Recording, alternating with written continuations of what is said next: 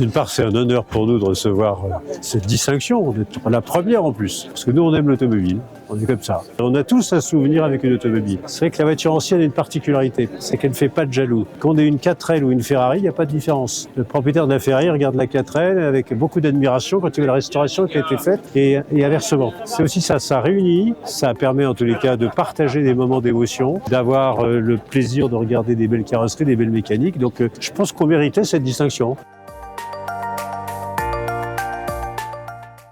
On va organiser quelques manifestations. Vous savez déjà, on reçoit régulièrement des grandes manifestations. Le Tour de France Auto passe à Beaune, le Rallye des Princesses passe à Beaune. On a le projet, déjà c'est la 3e année, on organise un salon de prestige de la voiture. Alors il n'y a pas que les voitures anciennes, il y a aussi les voitures d'aujourd'hui. Contrairement à ce que certains imaginent, c'est pas la voiture qui pollue, c'est le carburant. Donc on peut très bien avoir de très belles mécaniques, il faut faire aussi attention. Donc c'est un outil de patrimoine, donc on va continuer à valoriser, à faire des opérations de communication tout simplement, autour bien sûr des fous de la voiture qui viennent nous visiter régulièrement, puis on en a quelques-uns ici. Vous avez une superbe association qui est probablement à l'origine de ce qu'on vit aujourd'hui, qui s'appelle AOC, qu'elle on tient avec son ancien président Yves Bergeret qui est là, parce qu'il y a un nouveau président maintenant qui est Pascal Liget. Donc on va continuer tout simplement à œuvrer comme on le fait déjà depuis des années, mais comme maintenant on a ce label, on va l'utiliser très largement et on va en être bien sûr les ambassadeurs.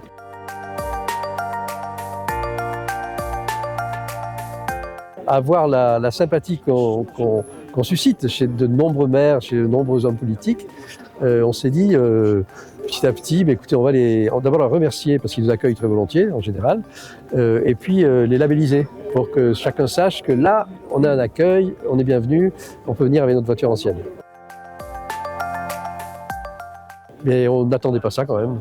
Il a été lancé en novembre à Hippocoto, à Lyon, et aujourd'hui, nous recevons des demandes tous les jours. Nous avons, je crois, 77 dossiers d'instruction hier soir. Et je pense que cette année, nous allons labelliser plus de 100 villes ou villages d'accueil. Et il y a beaucoup de villages, il y a beaucoup de toutes sortes de villes et de villages, et partout en France, vraiment partout en France. Donc c'est très, très satisfaisant. Je souhaite surtout qu'elle serve, qu'elle ait une vie. C'est-à-dire qu'on va mettre toutes ces villes et villages sur notre site, évidemment. On va les communiquer à nos 1000 clubs adhérents qui vont recevoir chaque fois qu'une ville adhère l'annonce de l'adhésion. Il va y avoir une carte de France sur laquelle les clubs pourront choisir là où aller, en étant certains d'être bien reçus. On va diffuser tout ça également à nos 40 000 followers sur Facebook, à nos 80 000 contacts. Donc tout le monde va savoir. Et sur la carte, pourront choisir d'aller ici ou là, en étant certains d'être bien accueillis.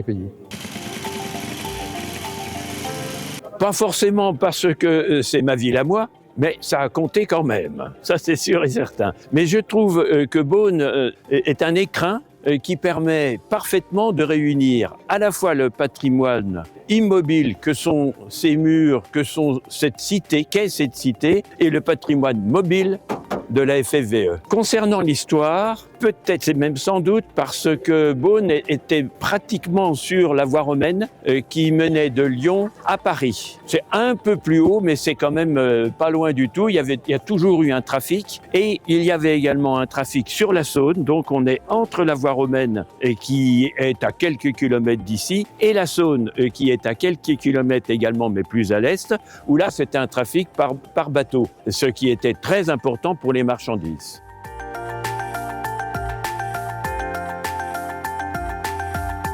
En principe, on va être ville d'accueil aussi. Je suis venu avec monsieur le maire de Meursault, Denis Thomas. Donc on a vraiment l'intention de participer et de recevoir des clubs. Et donc on a sur la place de la mairie de Meursault, qui est aussi large que celle-ci à Beaune, on a les moyens de recevoir des clubs. Ça arrive plusieurs fois par an. Et puis de les recevoir, de leur faire goûter le produit du terroir, parce que nous protégeons le patrimoine automobile, mais nous protégeons le patrimoine de nos vignes et de nos vins bourguignons. Et voilà, donc ça, on fabrique des œuvres d'art. Voilà.